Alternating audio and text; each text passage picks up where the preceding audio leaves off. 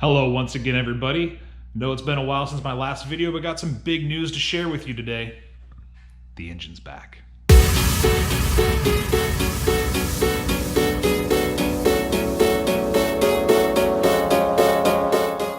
Alright, so if you remember, it was around like mid to late February when I dropped my long block off to Ray at Garage Auto Hero. And we had some delays over the winter due to storms and whatnot, so it kind of added some delays with getting parts back or machine shop processes and you know, all the other minutia stuff that goes into building an engine.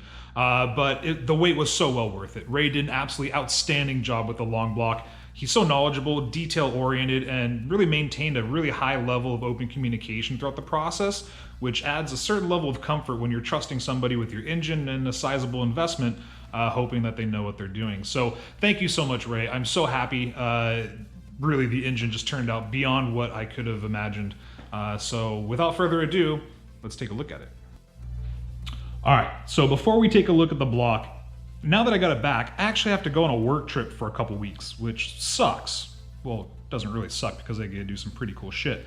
But it sucks because all I'm gonna be doing is thinking about everything that I need to do in order to get ready to go back in the bay. So I've kind of put on a couple little bolts and brackets and whatnot. So there are some parts on there. We're gonna take a look at that. But before I leave, I figured we'd throw on the intake manifold, we'd throw on the exhaust manifold with the turbo, which is gonna look badass. And then probably the new LS1 alternator and the CWC adapter kit. So we'll kind of go over that, and hopefully that will hold me over for a couple weeks, knowing that it's kind of at a better stage when I get back, so we could really kick some ass and button it up and get it back in the engine bay. So cover your eyes. Ready? Cover your eyes. Hey, no peeking. There's no peeking. Ready? 3, 2, 1. Here she is. Absolutely freaking beautiful.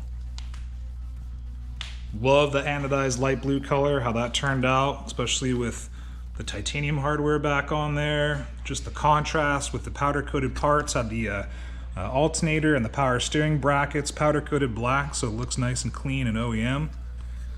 So we'll kind of do a walk around, talk about what all is in the block itself, if you don't remember from one of the earlier videos. So the short block is a Manley rod and Wiseco piston combo with ACL race bearings. The crank has been polished and had the spool imports spline drive collar machined onto it, and the standard pump has the gears installed. We installed SuperTech intake valves, kept the OEM exhaust ones, but put in the SuperTech seats and the guides as well, and the entire head's been completely cleaned and refreshed and whatnot. Everything's been hot tanked, and the block has been resprayed nice and clean. You can see put on the water neck. I put on the engine mount brackets with the new Nismo mounts. All new hardware. I've been spending quite a bit of time at the local hardware store. That's like a Toys R Us. They have literally every single nut, bolt, washer fitting that you could ever dream of. New water pump, the Tomei high strength timing belt, all new pulleys, all new hardware behind the front covers and whatnot. Cometic head gasket, just the standard thickness, because the Wiseco pistons are an 8.2 to 1, so I didn't really want to go with a thicker head gasket there. I put the oil cooler back on, and the new Greddy sandwich adapter for the oil cooler. Threw on a couple of the fittings already just because, well, I haven't had it for a while, and I have this giant mountain of parts laying around that I'm chomping at the bit to get back on there. So yeah, just kind of working on a couple little small things. I re-tapped all the holes for the exhaust manifold and put on the new titanium studs. So when we get the manifold on there, we'll put on the fasteners. See the spec P-trim twin disc and the Franklin Engineering head drain there on the back. And then, yeah, some of the new hardware for the coil packs and whatnot. So so just kind of buttoning up a few little things here and there, but I figured before I leave, like I said, we could go ahead and install the LS1 alternator with the CWC, the Clockwork Customs adapter kit.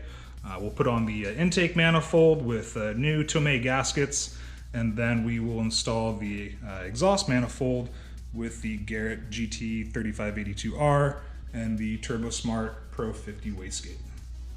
And here you can see the titanium fasteners, which will make it all nice and pretty and really play with the colors in the engine bay.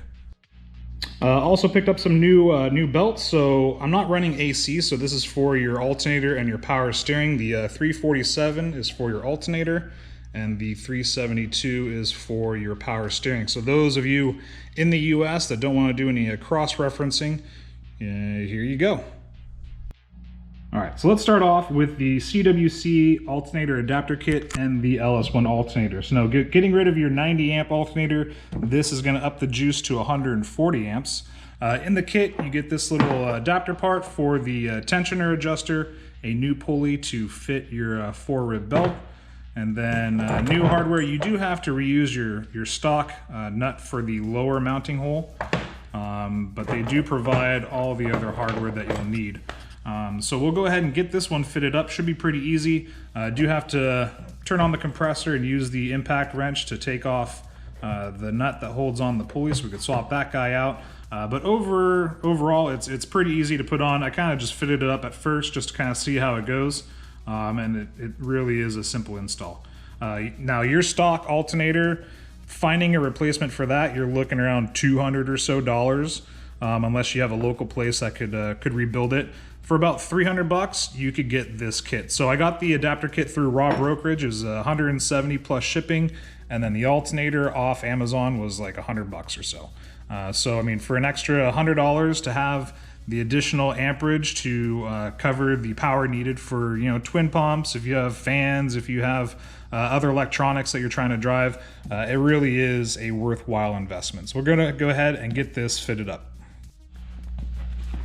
All right, let's get this bad boy fitted up. It really does go together pretty easy. So you want to make sure that when you are aligning it, the sense plug is facing away from the engine. Okay, and you're going to take the longer bolt that they provide, make sure that you have your lock washer and then the flat washer as far as your hardware stack up.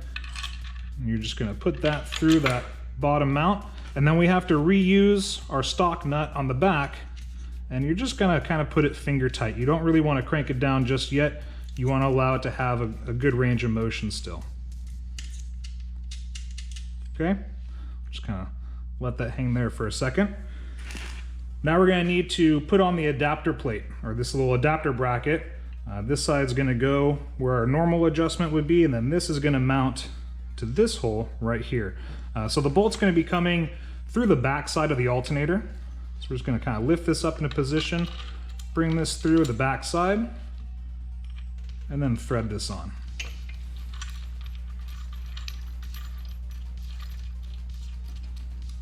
Okay, again, you don't want to crank it down, just finger tight. Make sure it could still swivel. All right, go ahead and drop that down again. Now before you screw this part in, make sure you put it through the little adjustment block. Now I'm not going to be putting the belt on just yet. I was trying to source a new bolt because this looks, 30 years old. But these are kind of hard to find at the hardware store. So what I'll probably do is just throw it on the bench wheel and just kind of take a wire wheel to it and clean it up a bit. So go ahead and get this into position. This is going to come from the back side here, and we're just going to screw that into the adapter.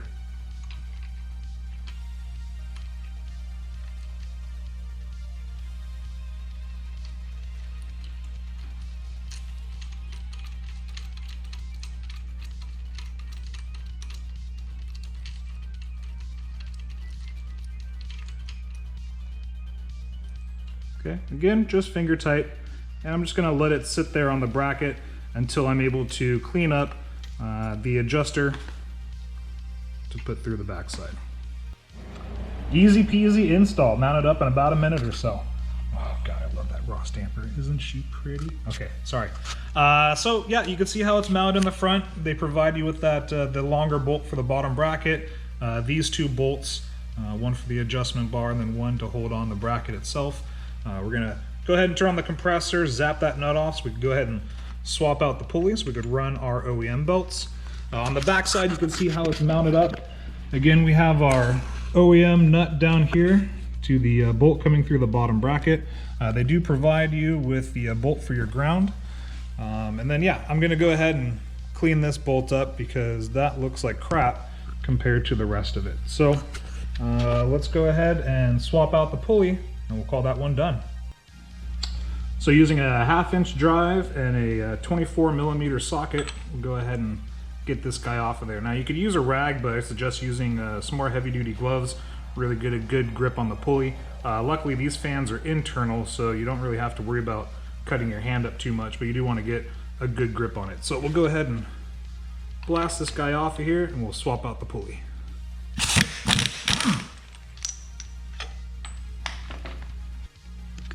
Alright, so let's go ahead and put on the new pulley. Now, it is a direct fit, but if it's a little bit tight, there's no keyway or anything like that. It just kind of slips on.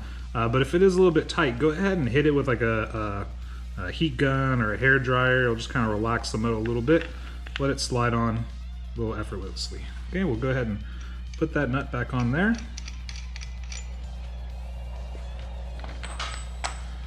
We'll give it a couple ooga doogas.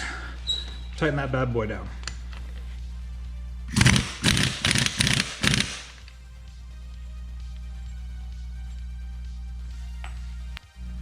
So you don't want to put the too much torque on it, about 70 foot-pounds or so. You want to make sure it still has the same range of free motion that it did before, and you don't hear anything binding or being too tight when you try and spin it.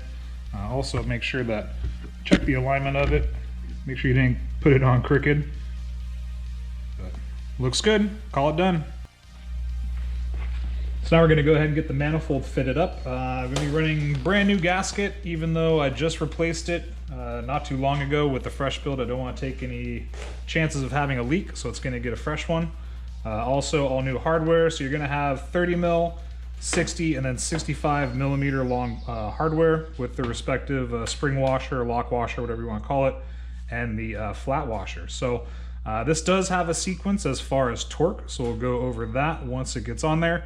But just to start, we'll get everything finger tight, and then we'll go over the torque sequence and the torque requirement. All right, so we'll go ahead and peel off the tape here.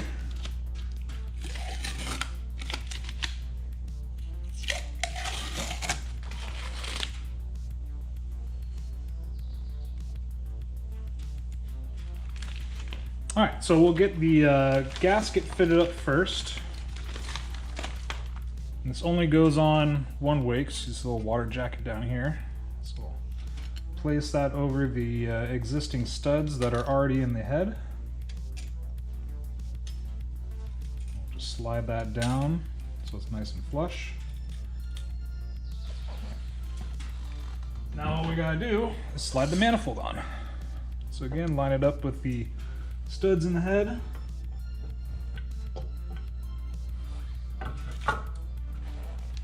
There we go. All right, so now for the nuts and bolts. Now this does have a sequence as far as your tightening and your torque goes. We'll kind of just go over the placement real quick.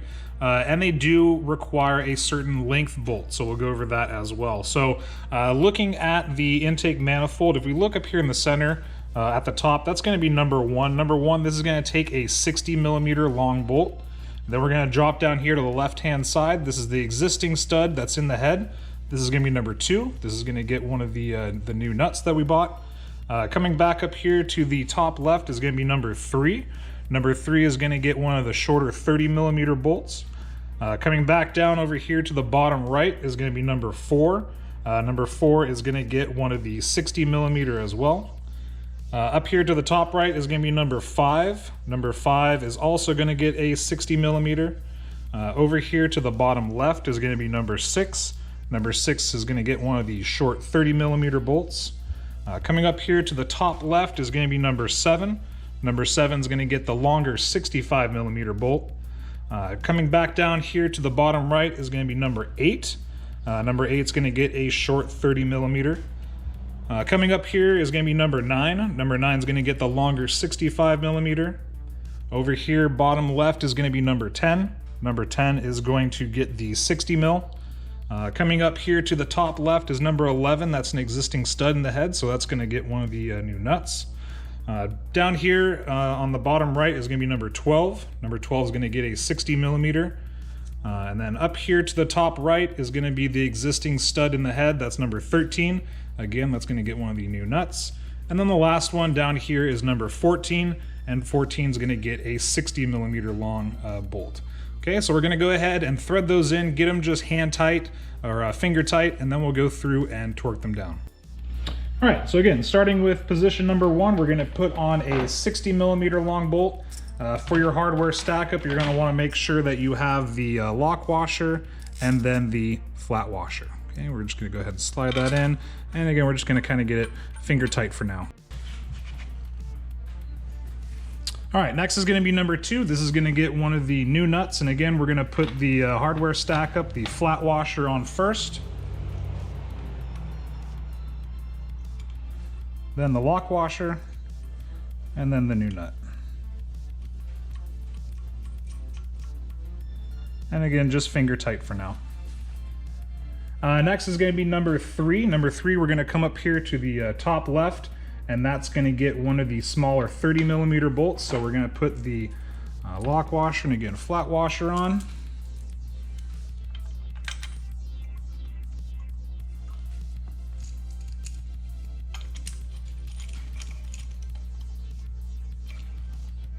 Okay, next is going to be number 4. We're going to come down here to the bottom right, and that's going to get another 60 millimeter long bolt.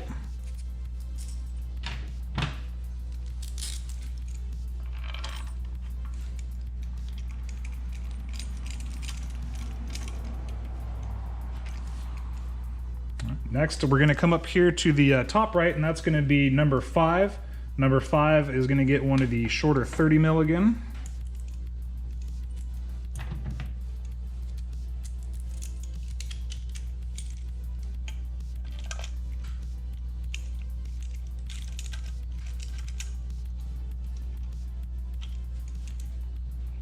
Next is going to be 6 down here on the left hand side, and number 6 is going to get the 30 mil bolt as well.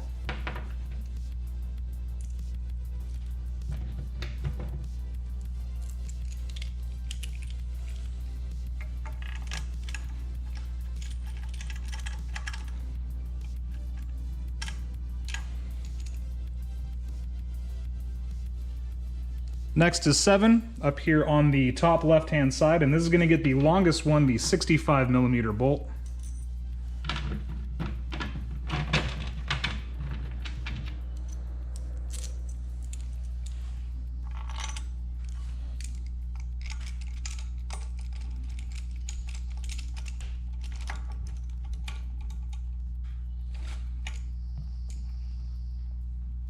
Next we have number 8 down here on the right hand side, and this is going to get the shorter 30 mil. This is your last 30 mil that you should have.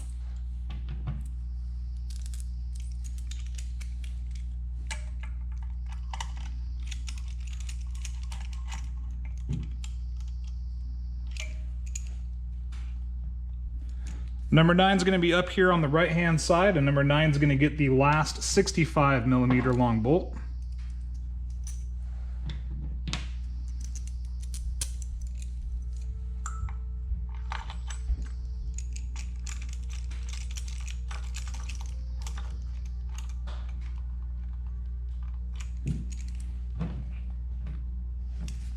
Then we're going to jump over here to number 10. Number 10 is going to get a 60 mil.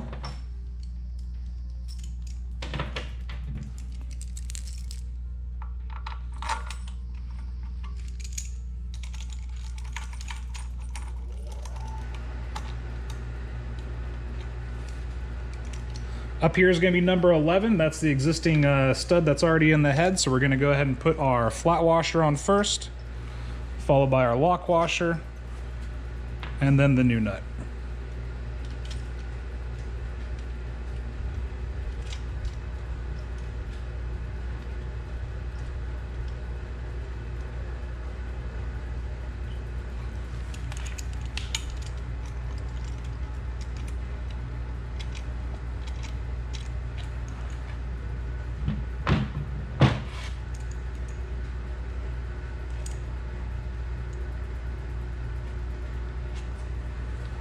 The last 3, we're going to jump over here to number 12. Number 12 is going to get a 60 millimeter.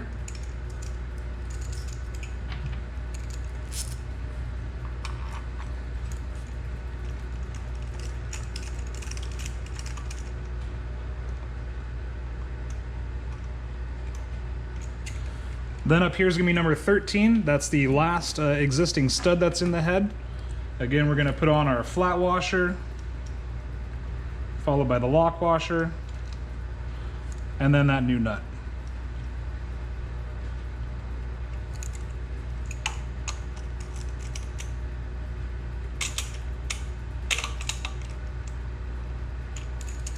And then the last one is going to be number 14, and this is going to take the last 60mm bolt that we have.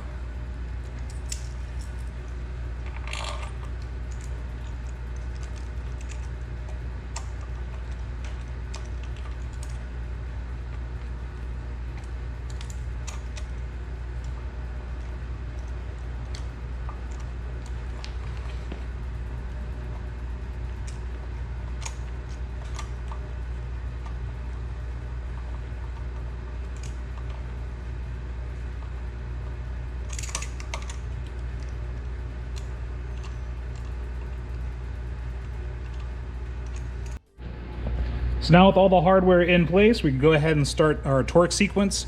The torque requirements on these is between 12 and 15 foot-pounds of torque. And it's advised kind of do it in different stages just to make sure everything's nice and equal. You don't want to put too much pressure on one side and possibly warp something. So I'm going to do it in 2 separate stages. I'm going to torque everything to 7 foot-pounds of torque, and then the final one I'll go around and do 14 foot-pounds. So starting up here, we're going to do number 1.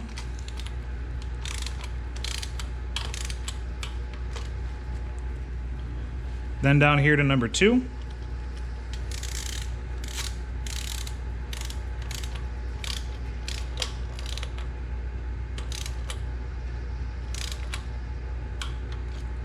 Up here to number 3.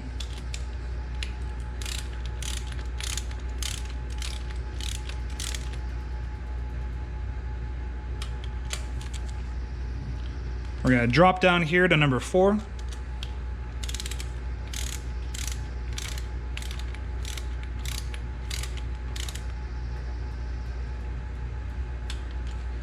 Up here to number 5.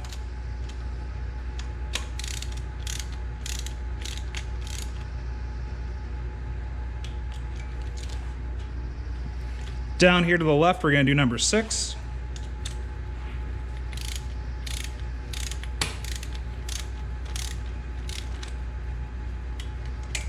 Up to number 7.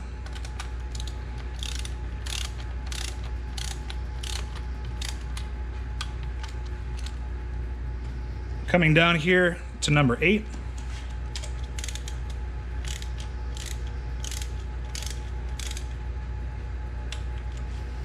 Up to number 9.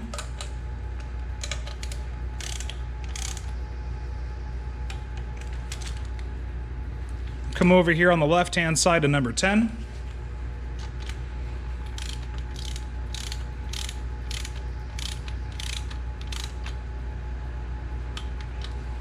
Up to 11.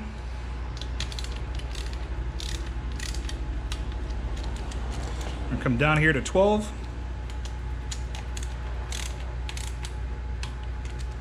13. And then 14. Oops, sorry, 14. Okay, so that was our first pass. Now we're going to go through and do it again, but this time at the actual torque value, and I'm going to do 14 foot-pounds.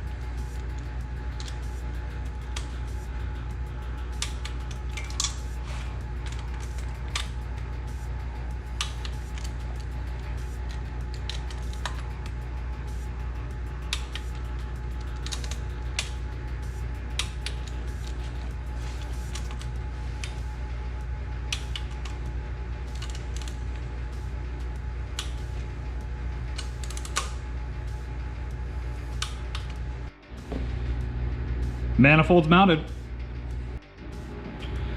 So I'm going to leave the throttle bodies and the collector off until the engine's actually in the car. And this is going to leave me more room so I could run my oil lines, my fuel lines. I can hook up some of these hoses underneath and get them ready. Also, it's going to leave me plenty of room to mount my starter once everything's back together. So that's it for now. Might put the fuel rail on. We'll see. All right, so now it's time to work on the exhaust side. So I've already tapped all the holes and put in the titanium studs for the new exhaust manifold. And then we got this nifty titanium hardware that will go on the outside, make it look all cool and pretty. So there is a sequence. Now the manual talks about having 2 turbos, right? Obviously I'm going with a single setup. So the tightening sequence is gonna be a little bit different. I'm basically just gonna follow the same, but instead of completing one side and then the other, I'm just gonna alternate. So I'm gonna do 1, 1, 2, 2, 3, 3, 4, 4, 5, 5, and then 6 and 6. And just try and keep it as even as possible without putting too much stress on either side. So if we kind of look at the layout of the studs here, this guy right here, if we're looking at cylinder number 2, this bottom right hand one, this is going to be number 1, at least for your front turbo. And then you have number 2 up here. Down here is going to be number 3, then number 4, then number 5, and then number 6. Okay, and then same thing on this side. We got 1, 2, 3, and then it's kind of come over here for 4, and then 5, and then 6. So I'm going to kind of alternate. I'm going to do 1 and 1, 2 and 2, 3 and 3, 4 and 4, and then do 5 and 5, and then 6 and 6, and try and keep it even, like I said. So we're going to go ahead and put on the Tomei gaskets first, but first I got to take off this tape here, and then we'll put some fresh gaskets on, and then get that manifold put in place.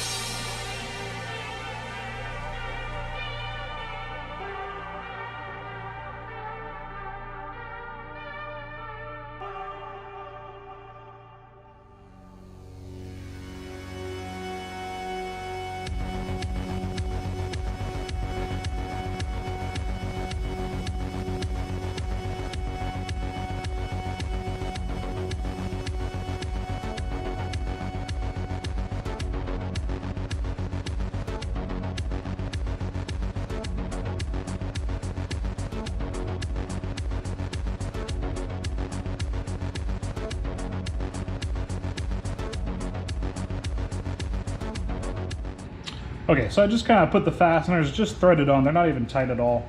I just did a test fitment to see if I could get my torque wrench in there, and that's a no-go. So we're gonna have to do it by hand and with my my good calibrated fingers here. So we'll go through the tightening sequence just using a box wrench, but make sure everything is nice and square and tight. So starting down here, again, bottom right of the second cylinder, we're going to start with number 1 on this side, and I'm just going to kind of get it to a point where they all feel equally tight. I don't want to really like start cinching it down right away until everything is pretty even.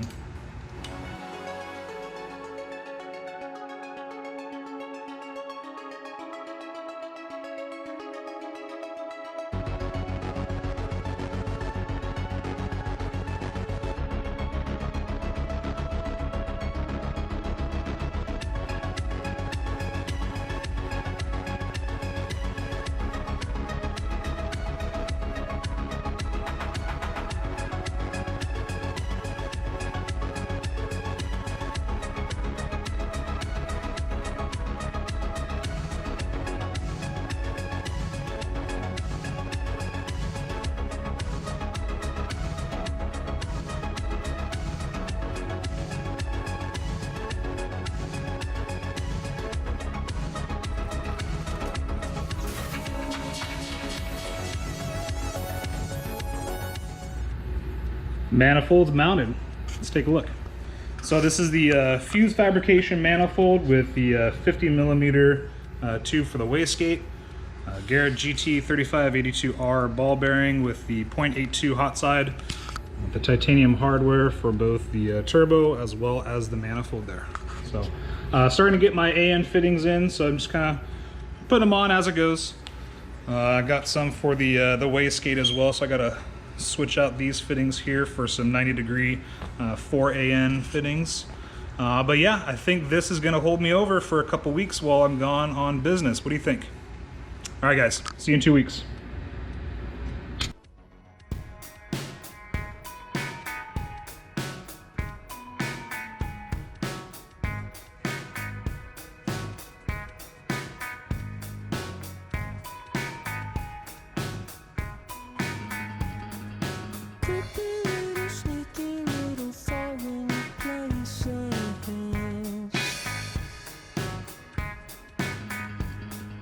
Terrifying territory.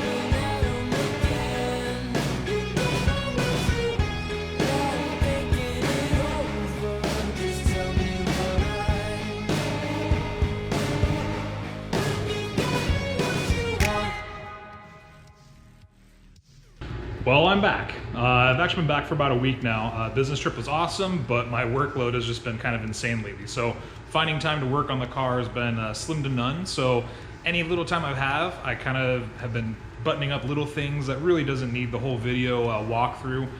So I'll show you what I've been working on and then what we're gonna accomplish today. So now most of the progress I've been making has been on the exhaust side. So just starting to get the fittings and the lines made. I'm still waiting on 2 more fittings for the water feed and the oil feed. I didn't really like the angle of the fitting that I originally ordered, so I bought some new ones. So I figured I'd show you guys how I'm making my lines when I finish those on that side. Once you've seen one AN line made, you kind of seen them all. And I still have to make them for the catch can, for the oil cooler, and then my power steering cooler as well. So plenty more AN lines to watch, and I figured this way it cuts out a lot of editing on my side, and then you guys watching like 2 hours of me making AN lines but sped up at 500%. So I'll show you how I'm making my lines when I finish up these guys. For the oil, I'm using the -4. For the water is a -6. And then for the oil return for both the turbo and the head drain, it's a -10. And you can see the coolant return wrapping around the front of the valve cover and then going back to the stock location on that upper water outlet right there. Here on the back side, you can see the completed Franklin Engineering head drain kit. So I went ahead and finished up the 10 AN return line here. This is going down to the stock location for the rear turbo oil return. Now on the hose, you can see the sleeving. This is a resin-infused fiberglass. It's good for up to 2,500 degrees Fahrenheit. So that's going to be covering all the hose and any critical point where it might be exposed to heat. So I'll go ahead and get that put on the oil and water feeds once I get those fittings back. So again, those go back underneath there.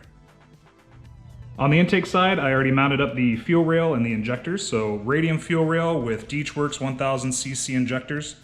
Also running the radium fuel pulse damper, their fuel pressure gauge, as well as the fuel pressure regulator, and converting all the lines to a -8. So you can see the return line fitting there, and then the inlet on this side. Also got the power steering pump mounted. I sent in the pulley for the power steering pump as well as the water pump in to get powder coated so it matches all the brackets and looks nice and clean. So once those get back, I'll go ahead and get the belts all installed and set to the correct tension. Again, I think I already showed you the alternator. Can I put that on before I left as well? So today the plan is I want to get the throttle bodies mounted and then get the collector mounted on as well. So we can go ahead and button up the air chamber underneath, get all these hoses connected and tightened, and then what that means also is that I could start running the new Wiring Specialties harness. So we're gonna take a look at some parts of that as it gets installed. All right, so when I was on my trip, I was kind of thinking, you know, how do I want to install the engine? I know originally I talked about just dropping in the block and then putting on the throttle bodies and the collector afterwards. That way I had room to, you know, install the starter and run wires and hoses and whatnot. But I was thinking about it, and what I'm actually gonna do is drop the transmission back out, and I'm gonna drop the subframe actually, mount everything up together so that way I could run all the wires. You could see everything being ran and bolted together. And then I'm going to lift up the front of the car with the hoist, slide everything underneath, and then pull it up into place. So be a bit of a different route. I've seen it talked about online, but not really executed as much. So I figured it'd be something different and you'd have better visibility on where things are getting bolted up to or how wires are being routed, all that other BS. So that's the new plan. So as far as today, we're going to get the intake side finished up. I got to wait for a couple more fittings for the exhaust side that I already showed you. So in an upcoming episode, we're gonna start working on the fuel system, running all new lines for that -8 fuel system. And then the final episode, or not the final one, but the one after that will be the installation. So a couple more to go until that guy is sitting in its new home. Now, before we could actually start working on the intake side and bolting on parts, I wanna start running part of the harness. I wanna make sure I have access to get to the knock sensors on either side, get all the little plugs and wires routed for the coolant temperature, the grounds, the injectors, and whatnot. Okay, so we're gonna be focusing mainly on the intake side today, and then as the engine gets installed, we're gonna show how that harness gets integrated elsewhere. So when the transmission's bolted on, you can see all the wires routed that way. everything to the passenger side of the compartment, and whatnot. So if you don't have much experience with the Wiring Specialties harnesses, I must say the workmanship is phenomenal. And if you're gonna rebuild a car or building one from scratch, why reuse a 30-year-old harness, right? We want to make sure that everything's going to be operating correctly. And you can see that all the connectors, brand new connectors, they give you clear labels where everything's going to go in contrasting colors, so that's silver on black, or you can see the black on the yellow on some connectors. So for instance, you know, if I was still running my AC, you got the fan relay there. And it just looks awesome. I mean, I kind of laid everything out temporarily just to kind of get an idea of where I was going to run it. And the bonus with the this new harness is that everything is so tucked, right? So the harness is going to sit tucked back underneath the intake manifold. All the wires come out through the collector, so you don't see this big bulky harness running everywhere. And if you do see it, you have that nice nylon outer overbraid to protect against abrasion. You can see some of these that are in a higher temperature as a different sleeve for different temperature ratings. But yeah, the harness is going to be so nice and tucked. All you're going to see is just the endpoint termination with the label. So it gives you that mil-spec race car feel without going full-bore mil-spec wiring and circular connectors and whatnot. So I'm going to start getting some of these cables routed, and we're going to take a look at the connectors and the quality as it's being routed as well. Just as a side note, if you guys want to order one of these, go ahead and use this code at the bottom of your screen. It's going to save you 5% off your order. So Inertia 19 will save you 5% off your order of your Wiring Specialties harness. Okay, so let's go ahead and get the harness tucked back underneath. I'm going to have to disconnect some of these coolant lines temporarily just to get the main trunk tucked back under there. And then we'll go ahead and get these put back on, and then we'll start mounting all the parts.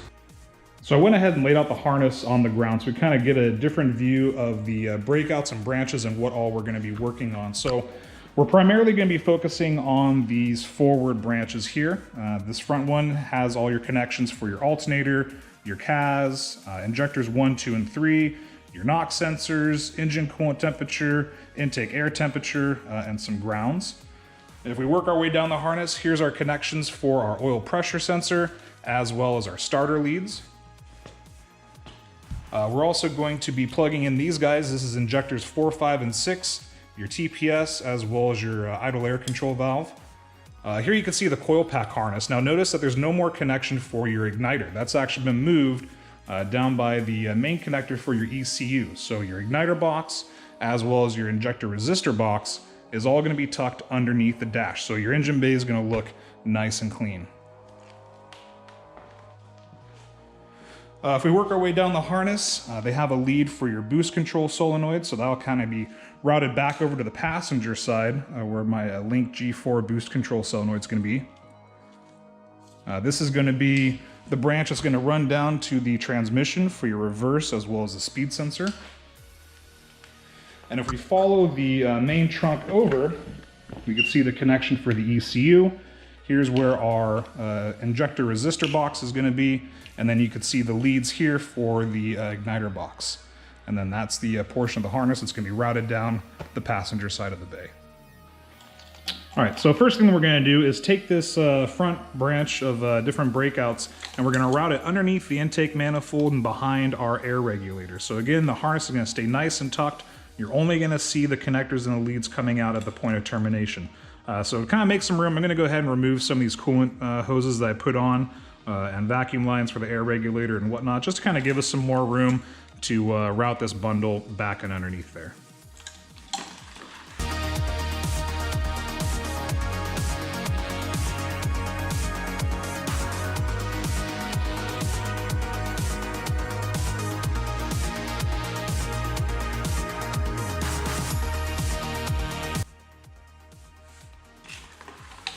All right, now that those have been removed, we go ahead and start tucking this bundle back up and underneath. Now, if you notice this coolant bypass pipe, I have this powder coated also, so it kind of blends in underneath the manifold and looks nice and clean. And I cut off any of the vacuum lines that I'm not going to need anymore because I'm not going to be running the stock hard lines from the twin turbos. So we're going to go ahead and start tucking this back underneath these coolant hoses.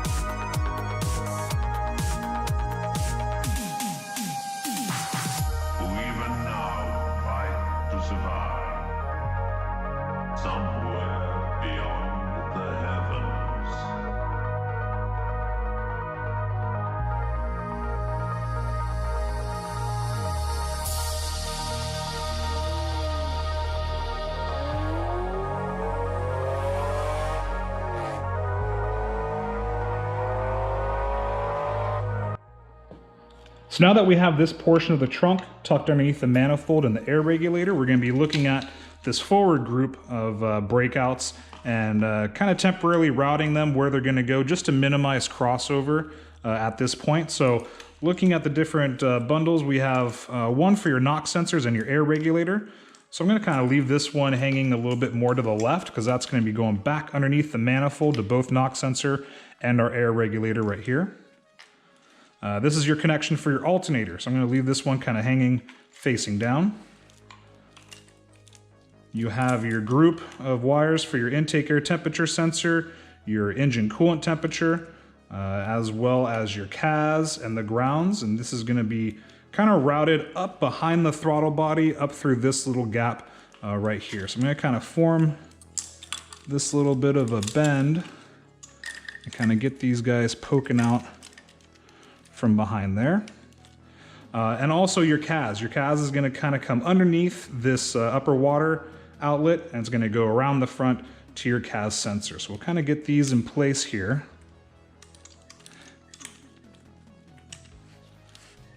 Okay, and what I want to do is I'm going to throw on the throttle body for cylinder 1 and 2 and just make sure that we have enough room and nothing's going to be pinched once everything is bolted down. All right, so kind of change perspectives here. Here you can see that group of wires coming out from that little opening between the throttle body and the manifold. Okay, so here's going to be your grounds. These are going to curve around and come to the 2 grounding points. And your engine coolant temperature is going to be plugging in here. Your intake air temperature is going to actually come out through the side and go over to the collector. And then the CAS, we're going to route underneath this guy. I'm going to kind of tuck it underneath this coolant return line. We'll go ahead and plug this in because everything's going to be based off of our CAS connector. So we want to make sure that we're plugging in our CAS first. Okay. Now we can play with the slack in the harness and kind of get everything routed to where we want it to go. All right, so now that we know that this bundle is not going to be pinched, I'm going to go ahead and remove this throttle body. And I'm going to actually remove the intake air temperature sensor because that one actually has to come out and across and go to the collector. So we're going to pull this one out. This is going to come straight across here to our collector. These others will kind of keep tucked up and behind there just for right now. Okay, and again, I kind of want to minimize crossover, so I'm going to pull out this lead and kind of swap it with where the grounds are coming from. Okay, so we can see everything kind of nice and tucked in this back little passage there. The next portion of the harness that we're going to connect is for our knock sensors, because once the throttle bodies and collector are on there, these hands are too big to sandwich underneath and try and get those things plugged in. So again, I kind of left this one routed down because I'm going to kind of tuck this back and underneath and follow that trunk back underneath the air regulator. Now it's kind of hard to see, but if I move this out of the way, you can kind of see the clip right there for the first knock sensor for cylinders 1, 2, and 3, and then the second knock sensor right back here for 4, 5, and 6. So I'm going to go ahead and get these guys plugged in. We'll plug in our air regulator as well. And then once those are on, I could go ahead and start putting some of these coolant lines back together and get ready for the air chamber.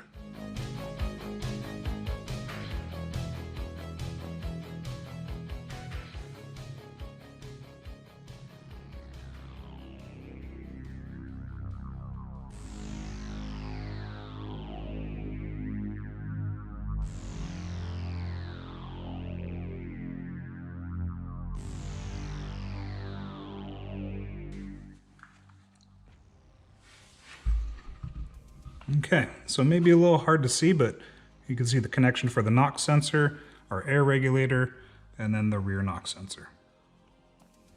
So already looking a lot cleaner and tucked underneath the intake manifold now that those are connected. Go ahead and connect the engine coolant temperature as well as the grounds up to the upper water neck area real quick. And then we'll go ahead and get the throttle bodies and the collector mounted.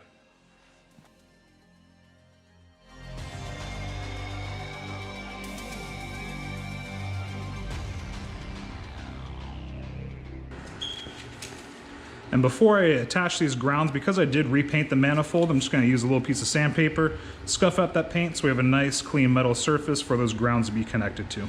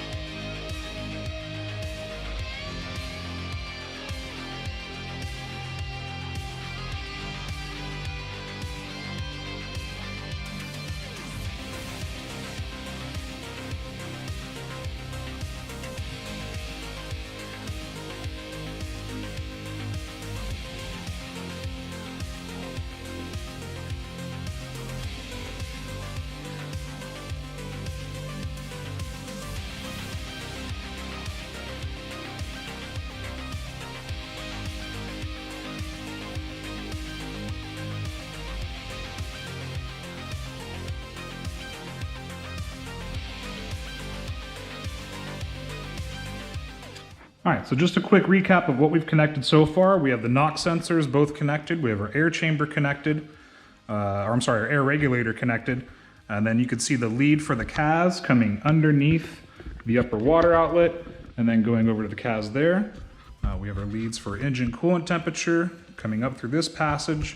And then I had to actually run the grounds around the front side because the thickness of these is too wide for between the sensors and the probe. So these will come around the front there. And then again, we have our intake air temperature sensor that's going to be connected right here to the collector. All right, so I'm just going to take a quick minute and go ahead and reconnect the coolant and vacuum lines that I had disconnected so we can make some room for routing the that portion of the trunk there real quick. So we'll go ahead and get those put back on, and then we'll get our throttle bodies in place.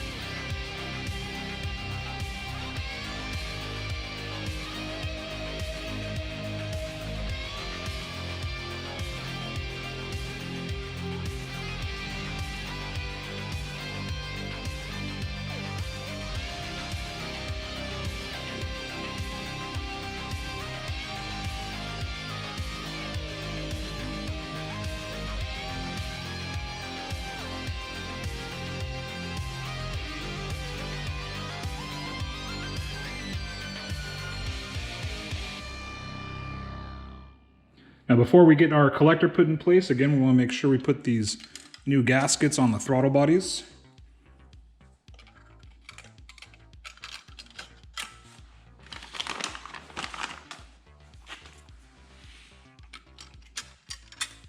All right.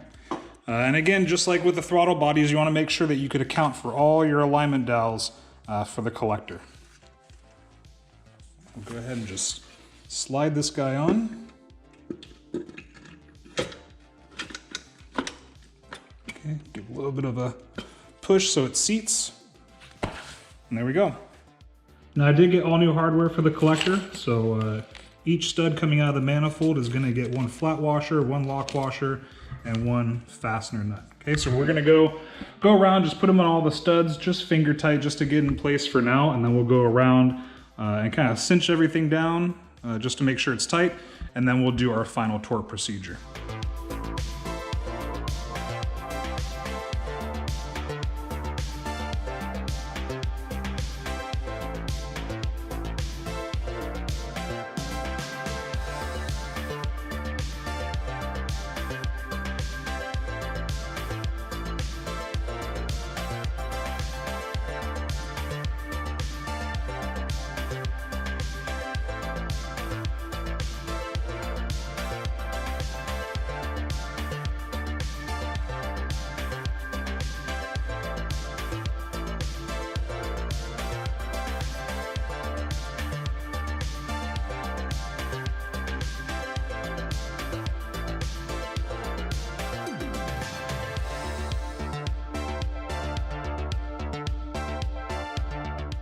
All right, so we got all the fasteners in place. Now, one of the benefits of doing all this out of the car is you do have plenty of room, right? Because when it's in the engine bay, you're trying to fish your hand underneath and you're more so going by feel than sight. So this way you can get a good look at where everything goes and make sure everything is fastened down properly. So just like everything before, there is a sequence to tightening and torque. So if we're looking at cylinders 3 and 4, we're gonna start with the top left. We're gonna say that's number 1, then number 2, number 3, and number 4. Okay, so you're gonna kind of do opposites for cylinders 3 and 4. Then we're gonna jump back to cylinder 5. It's gonna be the top one is number 5, bottom one is number 6. Jumping over to cylinder 2, top one is 7, bottom one is 8. Cylinder 6, top one's 9, bottom one's 10. And then cylinder 1, we have 11, and then 12. Okay, so it's gonna be 1, 2, 3, 4, 5, 6, 7, 8, 9, 10, 11, and 12. Okay, so we're gonna go ahead and just get that down just kind of tight. We're not gonna be applying torque just yet, just to make sure everything is seated evenly. Now, given the location of these fasteners, you're gonna need a mix of sockets and wrenches, preferably if you have some swivel ends as well. The benefit to doing this out of the car is that this bottom one here by cylinder number 6 is gonna be a lot easier to get to. When it's in the car, you have to use this crow's foot with an extension, and you can only move maybe a couple millimeters at a time to get it either tightened or loosened. So this is gonna make that job a lot easier. So again, I'm just gonna go around and make sure all these are down snug, not necessarily torqued to tightness, and then we'll go ahead and do our final torque.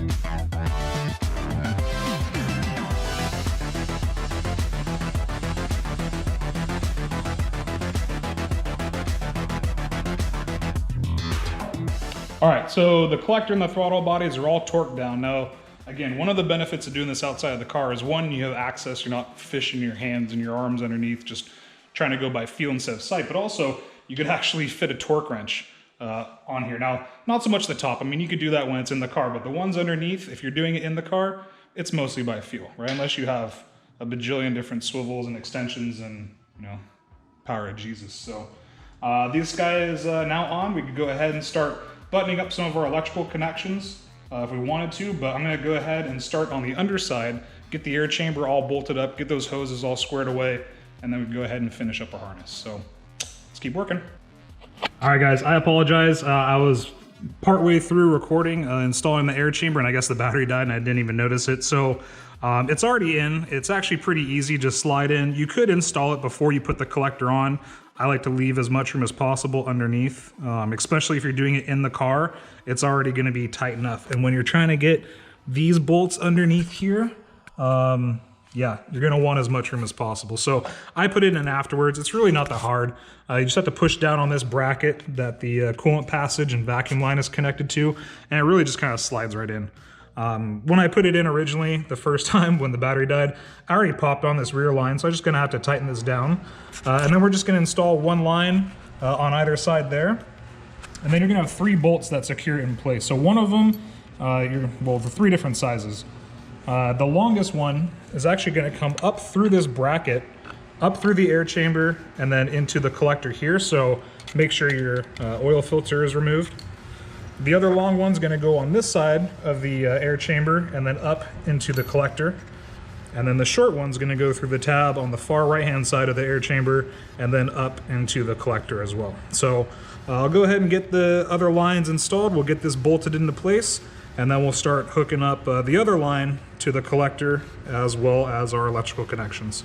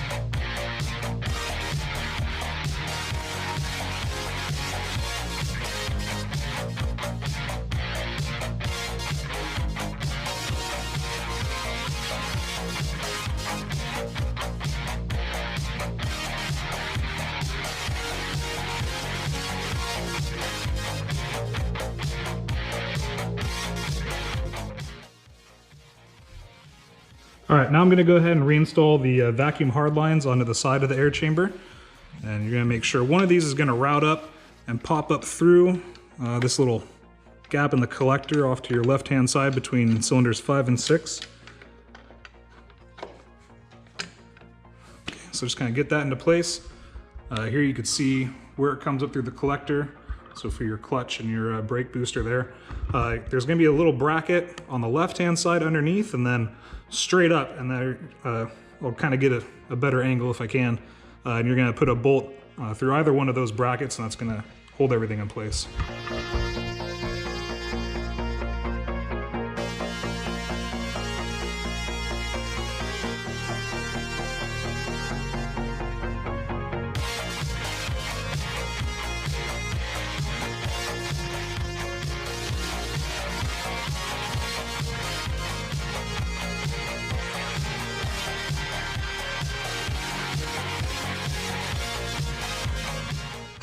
All right, here's a better picture of that bracket there off this vacuum tube. So we'll put a 10mm bolt through that, and we'll thread in there. I think last time I left it unbolted from the collector, so I'll try and grab a new bolt and get that back on there. Just when you're working on it in the car, reaching down underneath to that 10mm bolt is a pain in the butt. So I'll go ahead and get that one put back on, and then we'll take a look at the other one.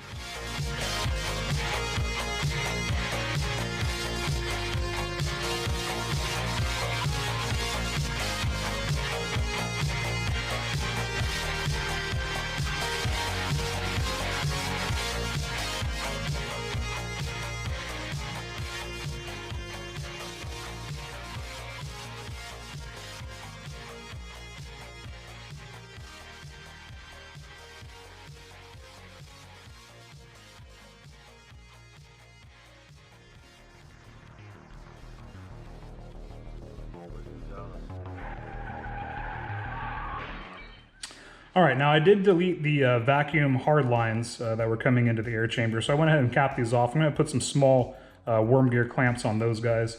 Definitely make sure that you use all new clamps. When I originally swapped out these hoses, I had a mix of the worm gear and the OEM clamps, and I had some coolant seeping down towards the end before I pulled it again. So make sure you're using all new clamps. You don't want to be doing all this work and then have to tear it back off because you have a very, very slow leak. So definitely makes it worth it. The last part that we have to install is this ventilation pipe or a tube from the front diff here, and that's going to be mounted up underneath our collector there. So go ahead and get that bolted back in place.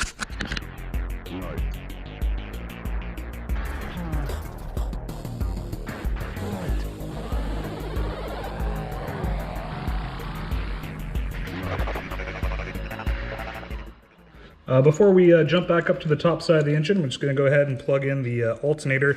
Now I did switch to the LS1 GTO alternator, but it uses the exact same electrical connection, so it will literally just plug right in. All right, so the last few pieces before we call it a day, I'm just going to finish up some of these electrical connections here. So we have our intake air temperature sensor, so that's just going to pop on right here. Then we'll go ahead and start plugging in our injectors.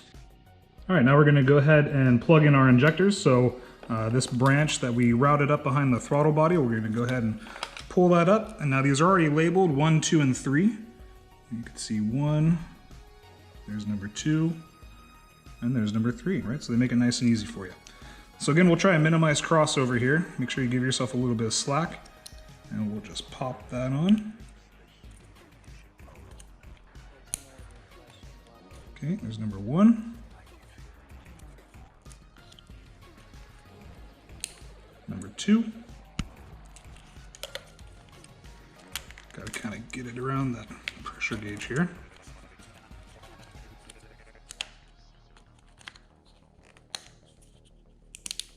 Number 3. I'll kind of clean up this routing a little bit so there's not as much stress on it. All right, so now we're going to jump to the back side of the engine and we're going to plug in this rear portion of break-offs that's going to plug into injectors 4, 5, and 6. We're going to plug in our throttle position sensor, our TPS switch, as well as the air regulator down here. Okay, so we're going to start off with the injectors. So again, these are already labeled 4, 5, that's the idle control valve, don't need that, and 6, okay. We'll start with the farthest one here. So number 4, we'll route that underneath the pull stamper. Number 5, okay. And lastly, actually get that over the top, number 6. Okay, so all those are all nice and seated. And again, I'll tie all these in and tuck it a little bit more, but at least they're plugged in for now. We know where they're going. Now we'll plug in our TPS. Okay, and then also our TPS switch. Boom. All right, and then now all we have left is our idle valve. And that's going to come down underneath and then plug in right there. Actually, I wonder if I'd have enough room to bring that down and under. Nah. I'll leave it like this for now. If I change my mind and try and tuck it a little bit better, I'll probably route it down through this passage and bring it underneath, but I don't know how much slack I have. So I'll plug it in for now, and I'll take a look at it later. All right, so quick update. Right after I shot off the camera, I said, screw it, let's see how much slack I have. So I actually ran it down in between injector 5 and 6, down through where the collector is, past the lines, and that plugs in there. So again, the benefit of this Pro harness is that everything is nice and clean and super tucked. And yeah, I'll tie all these in so it's a little bit tidier, but now at least everything is routed. So I'm gonna go ahead and reconnect the levers here for the throttle bodies, and we're gonna go ahead and call it a day.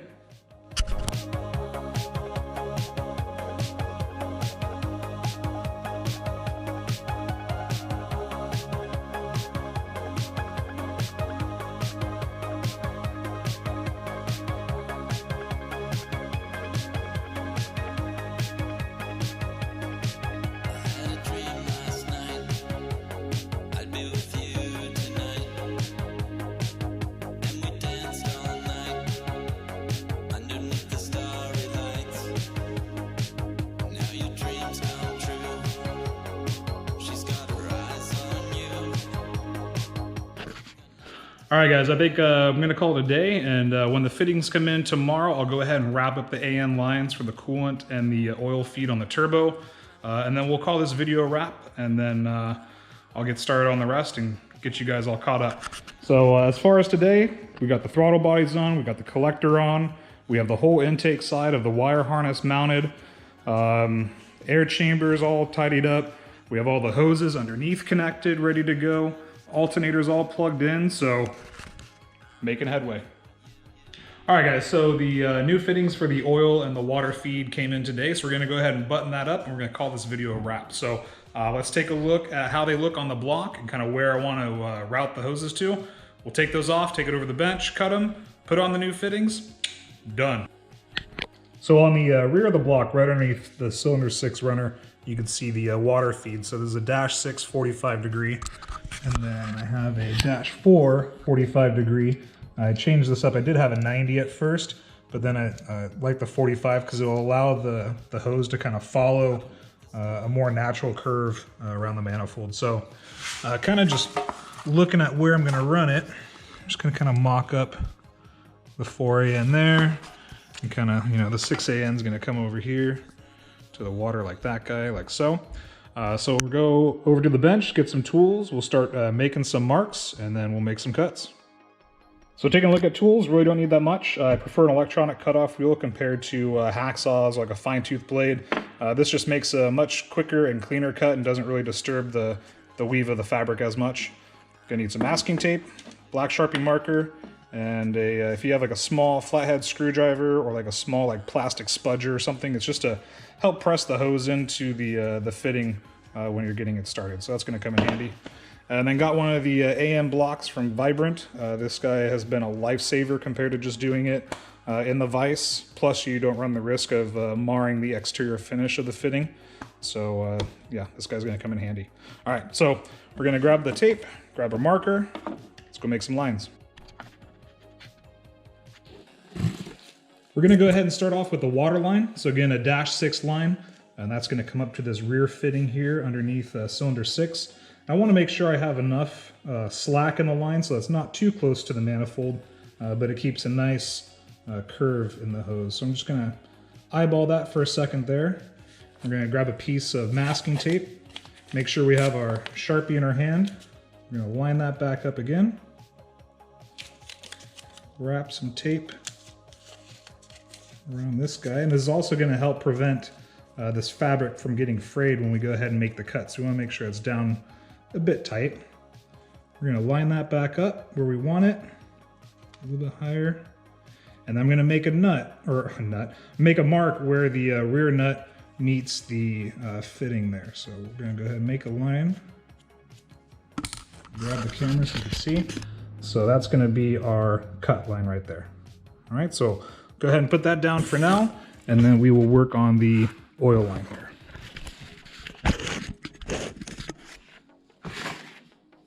All right, so the oil line, you can see the fitting coming off the block facing down right here, and I like the 45 because as I line this up with the fitting, I'll show you, it just kind of follows like a natural curve underneath the manifold. So again, we'll kind of get a ballpark idea of where that's going to be. Grab a piece of tape. Go ahead and line this back up. Kind of find the arc that I like there. All right, we'll wrap this guy.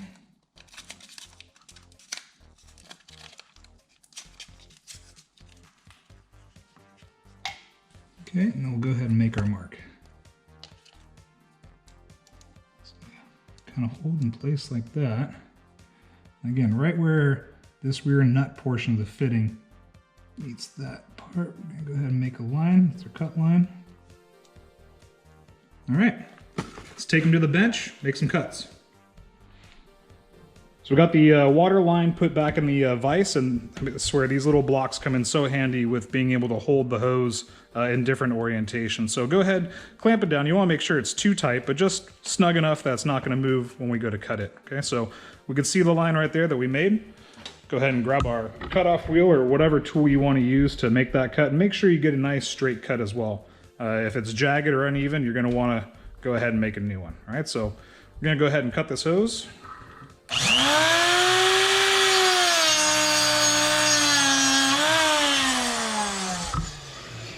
Like butter.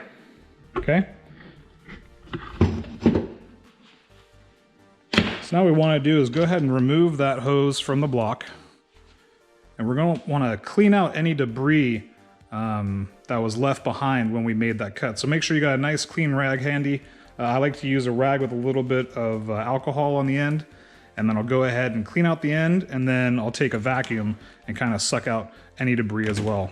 If you have a compressor, I mean, I guess I could turn mine on if I wanted to. Blow out any debris from the opposite end, and I mean, if you have a vacuum or whatever method you want to do to catch the debris, or just shoot all over the floor, that's up to you. But I've been using this method for quite a while, and well, you just kind of stick with what you know.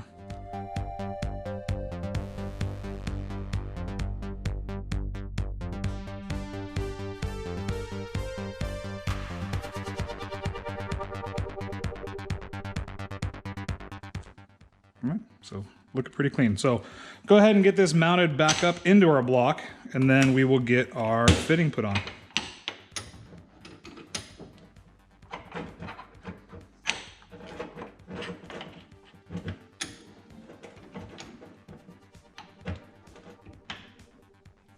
So again, make sure it's snug enough where it's not going to move, because we are going to be putting pressure on this end as we screw on the nut for the fitting.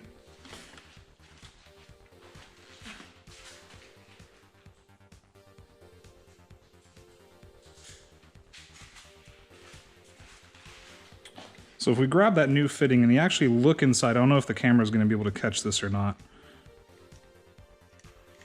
But you can see it's actually threaded on the inside. Well, maybe you can't see it. Let me see if I could put a spotlight on it.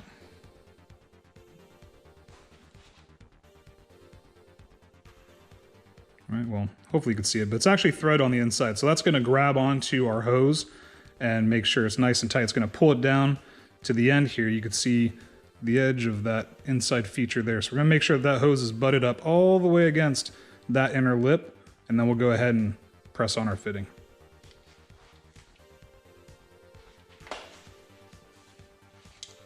All right, so we're going to go ahead and remove the tape that we put on previously.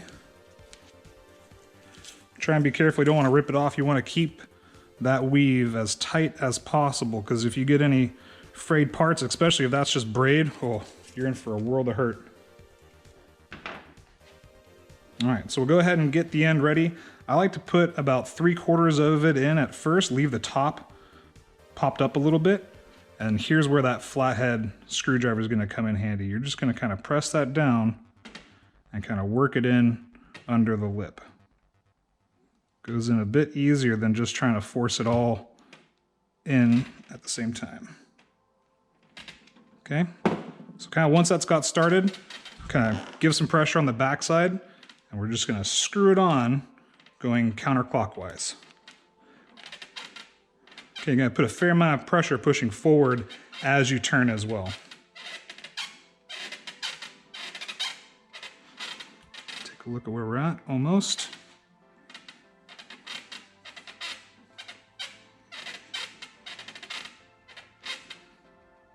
Okay, so let me get that light out again, and I'll show you.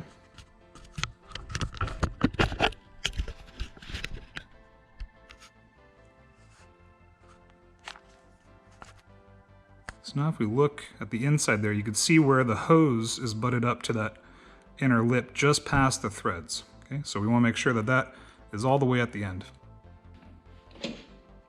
So now that we got that part on, I'm going to go ahead and remove this from the block, and we're going to change the orientation a little bit just to make it easier to screw on the fitting. We're going to bring this from the bottom, and we're going to capture that nut feature in the vise. Okay, snug that down. All right, next thing that we're going to need is the other part of our fitting, and I like to use just a little bit of tool oil, so like for compressed air, just a drop. Kind of remove some of the friction when you're screwing it all together. Just kind of smear that drop around. Go ahead and push down with some decent pressure while you're starting it. Make sure you're supporting the hose as well from underneath.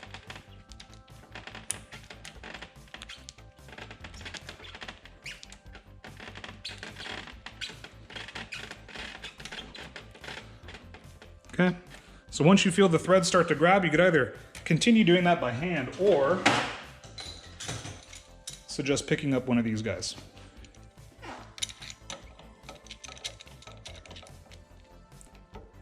So we'll give ourselves some clearance so I don't bottom out the wrench at all. I'll go ahead and tighten this guy down.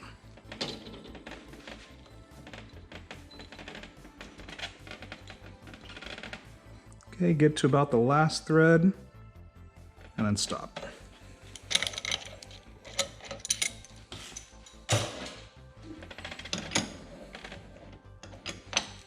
And there we go.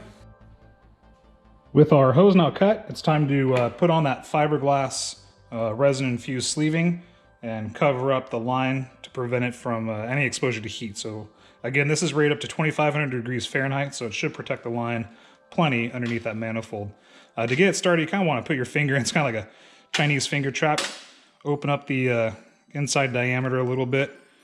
And then notice as you put it on, instead of just pushing straight, kind of give it some twists. And you're going to kind of want to help that braid open up after it's just been sitting flat for so long. We'll go ahead and get that put onto our cable here, or our hose.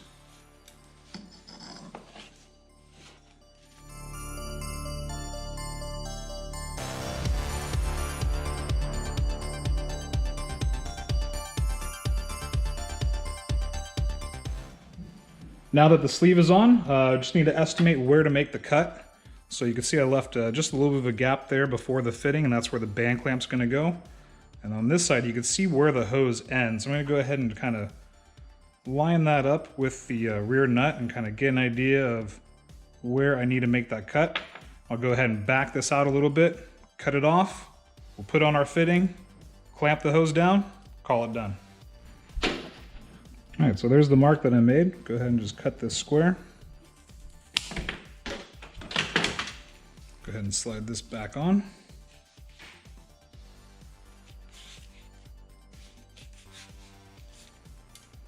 Okay.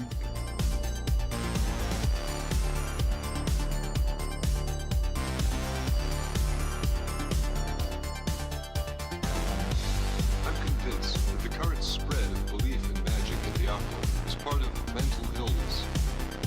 Bad luck isn't wrong by broken nerves, but by broken minds.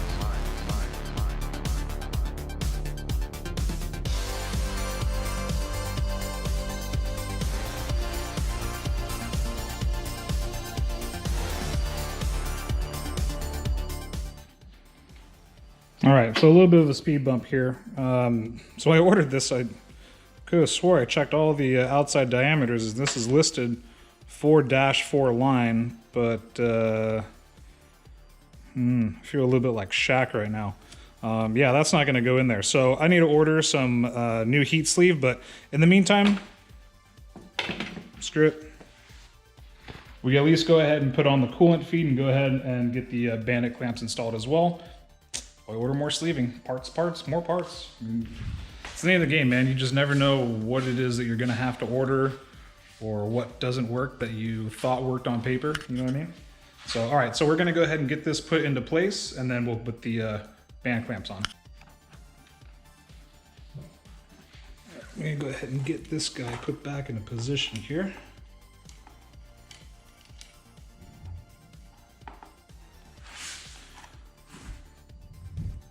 Adjust the swivel for the angle that I want on the hose. We'll go ahead and tighten this down to the block.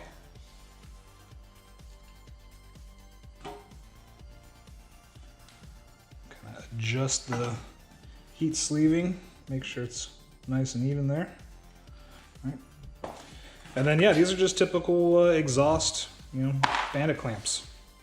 So if you don't buy the fancy tools that they sell on Amazon, all you need is a flathead screwdriver, pair of needle nose pliers, and some good wire dikes.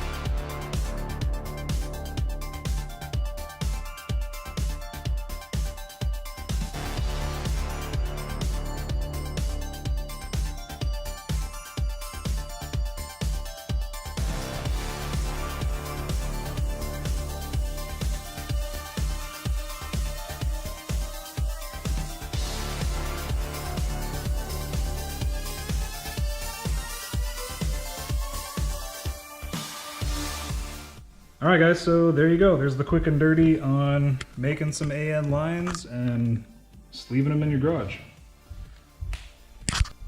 Well, guys, that's going to finally wrap it up for this episode. I guess I have to order some more heat sleeve now for the oil feed line, but no worries. I'll go ahead and button that up. Plenty of more lines to be made. The catch can, the oil cooler, power steering cooler, more fuel lines, right? So speaking of fuel lines, next episode, going to be tearing into the fuel system, get the Dash 8 hard lines right underneath the car, get the transmission back out.